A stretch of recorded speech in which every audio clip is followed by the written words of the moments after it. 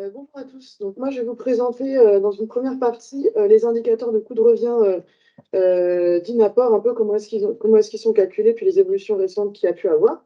Alors, quand on parle d'indicateurs de coût de revient, qu'est-ce que c'est exactement?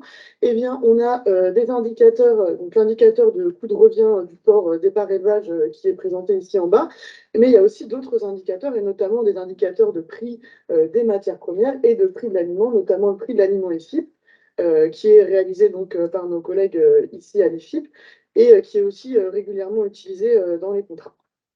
Alors, tout d'abord, pour commencer, comment est-ce qu'ils ont été construits?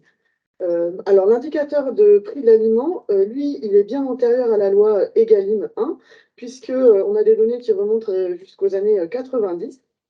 Et à l'inverse, l'indicateur de coût de revient donc, qui est diffusé par Inaport tous les mois, lui, il remonte à janvier 2019, à la suite de la loi Egalim.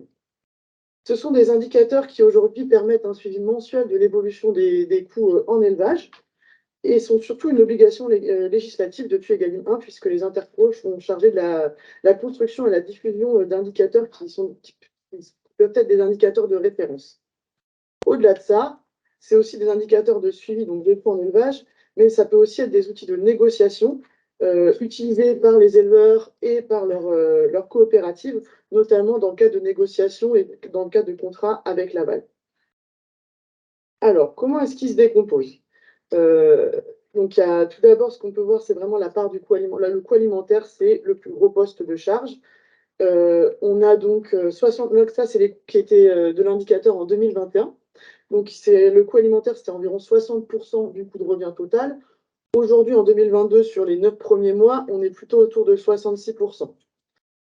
Ensuite, on a différentes charges qui s'y ajoutent, des charges d'amortissement et de frais financiers, des charges de renouvellement, des charges diverses et puis des charges de main-d'œuvre.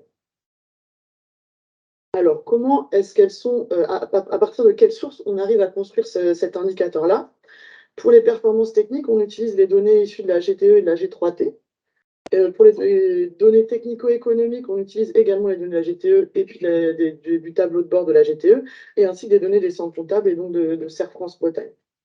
Et on utilise aussi d'autres indicateurs, notamment le SPIN qui nous sert pour calculer la main-d'œuvre familiale, l'IPANPA pour l'aliment et d'autres données issues de l'IFIP. Au niveau de la méthodologie du calcul, comment ça se passe? Alors, l'aliment, il est calculé à partir du prix de l'aliment IFIP, qui est indexé sur l'IPANPA, et puis des données d'indice de consommation de la GTE. Donc, pour calculer la valeur de la main-d'œuvre, on utilise des données de la MSA, du SMIC et puis des Serre France, sachant qu'en fait, on a des choix méthodologiques à faire pour l'ensemble de ces critères-là. Et pour les amortissements, le choix qui a été fait, c'est de prendre en compte vraiment le coût des bâtiments à neuf, amorti à 1/20 pour les bâtiments et 1/10 pour les équipements. L'idée derrière, c'est que lorsqu'on calcule ce coût-là, on arrive à un renouvellement suffisant du parc bâtiment. Toutes ces actualisations-là, donc, elles ont lieu mensuellement pour le coût alimentaire, sur la base, donc, je vous l'ai dit, de l'IPANPA. Le SMIC, la main-d'œuvre, elle est actualisée régulièrement à partir du niveau du SMIC, dès lors qu'il y a une évolution dans les textes réglementaires. Et puis, toutes les autres données, elles sont actualisées annuellement à partir des données, donc, je vous l'ai dit, de la GTE et des centres comptables. Pardon, oui. Et donc, ce que je vous disais, c'est une diffusion qui est mensuelle sur le site de l'interprofession, sur le site d'Inaport. Et par choix interprofessionnel, elle est uniquement diffusée en indice. Il n'y a pas de valeur absolue sur ces indicateurs-là. Et donc, c'est une diffusion en base 100, base janvier 2019. Alors, qu'est-ce qui s'est passé récemment? Je pense que je vous apprends rien. On a eu une hausse exceptionnelle des prix de l'aliment, avec donc en 2022 donc une hausse par rapport à la moyenne olympique 2015-2019 de 54%. Ces hausses-là, elles affectent bien évidemment le coût de revient, puisqu'on a des hausses, donc quand on compare 2022 sur 9 mois à 2021, de plus de 18%. Donc c'est la courbe que vous avez ici en bleu. Alors jusqu'à maintenant, le prix du porc continue d'augmenter, a fortement augmenté lui aussi, mais en octobre, on assiste à un basculement et donc la situation risque de devenir plus compliquée.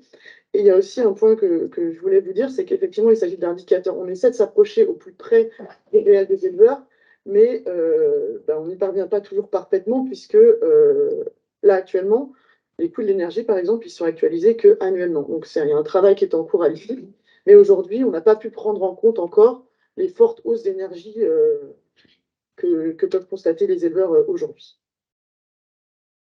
Alors, pour résumer, tous ces indicateurs-là, donc les indicateurs qui sont diffusés depuis un peu plus depuis janvier 2019, ils permettent donc un suivi des évolutions des coûts de revient pour les éleveurs, mais ils supposent aussi un apport régulier et fiable de données d'élevage. Et donc, on a vraiment un besoin très important aujourd'hui. Sans la GTE, sans la G3T, sans les données qui nous sont communiquées par les centres comptables, on ne pourrait pas faire ce travail-là.